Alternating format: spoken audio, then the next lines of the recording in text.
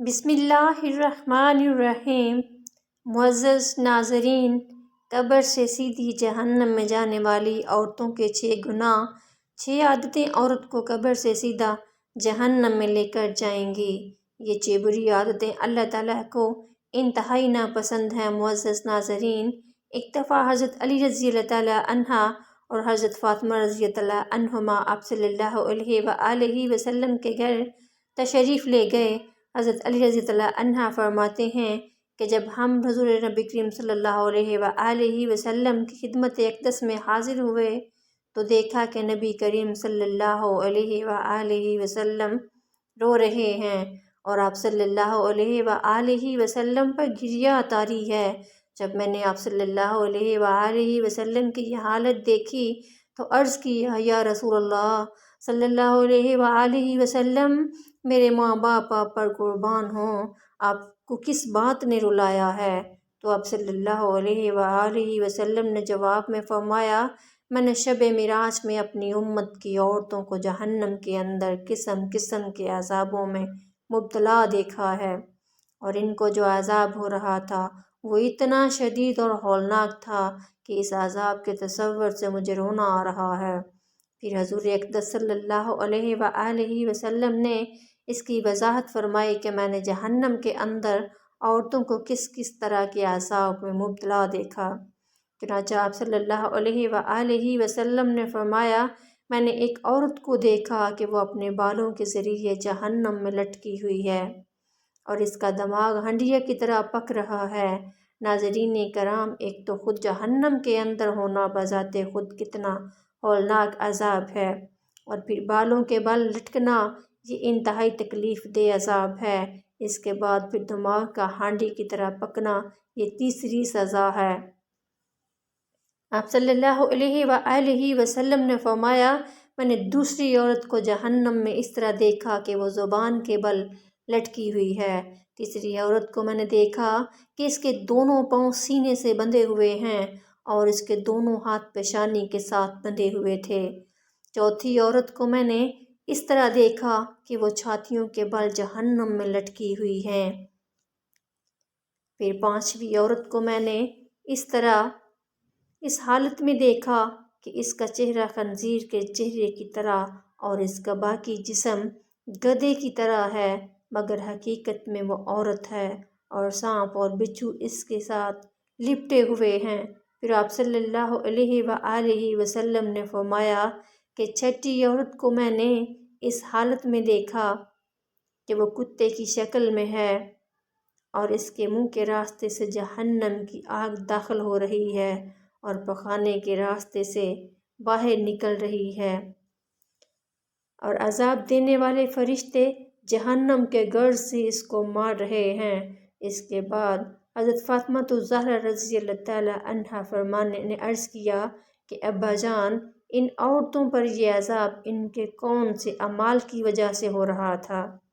اس کے جواب میں نبی کریم صلی اللہ علیہ وآلہ وسلم نے ارشاد فرمایا کہ پہلی عورت جس کو میں نے سر کے بالوں کے ذریعے جہنم میں لٹکتا ہوا دیکھا اور جس کا دماغ ہنڈیا کی طرح پک رہا تھا، اس کو یہ عذاب گھر سے ننگے سر جانے کی وجہ سے ہو رہا تھا۔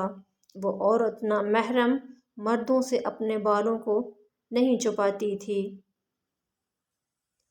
دوسری عورت جس کو حضور اقدس صلی اللہ علیہ وآلہ وسلم نے دیکھا، وہ زبان کے بل جہنم میں لٹکی ہوئی ہے۔ اس کے بارے میں نبی کریم صلی اللہ علیہ وآلہ وسلم نے فرمایا، یہ وہ عورت ہے جو اپنی زبان درازی سے اپنے شوہر کو تکلیف پہنچایا کرتی تھی۔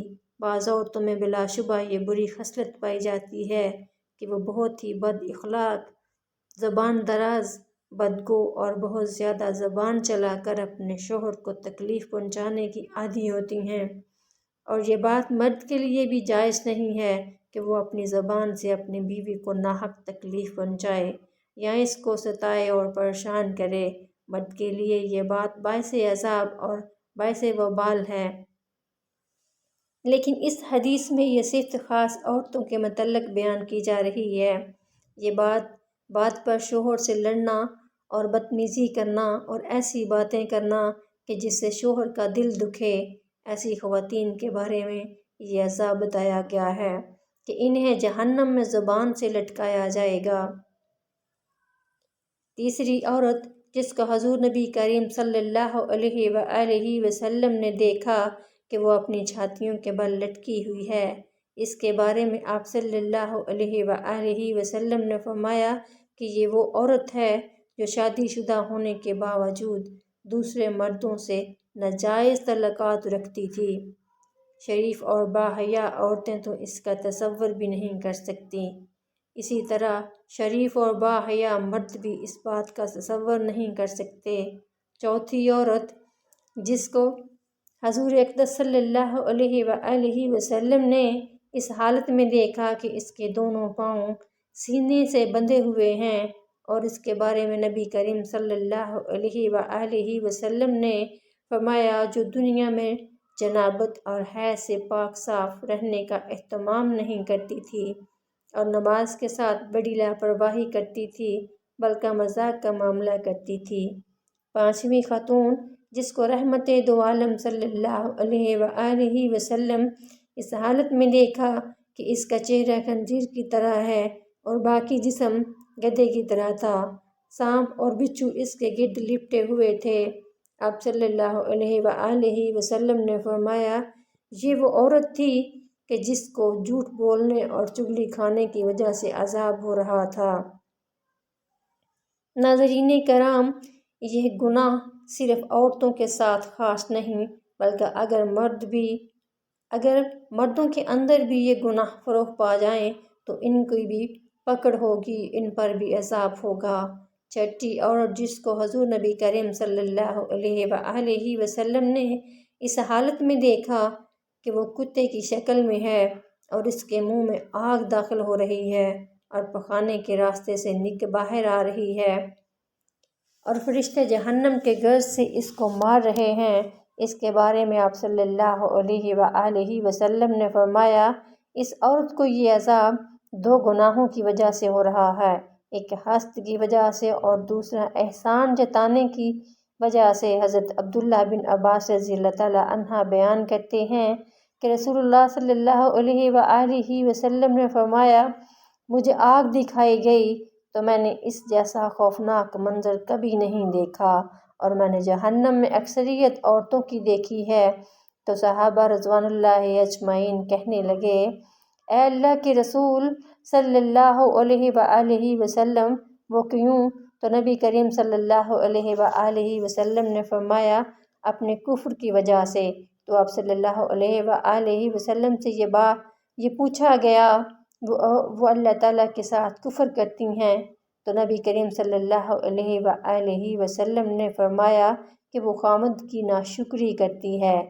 اگر آپ ان میں سے کسی کے ساتھ زندگی بھر احسان کرتے رہو تو پھر وہ آپ سے کوئی چیز دیکھ لے تو یہ کہتی ہے کہ میں نے ساری زندگی تم سے کوئی خیر نہیں دیکھی۔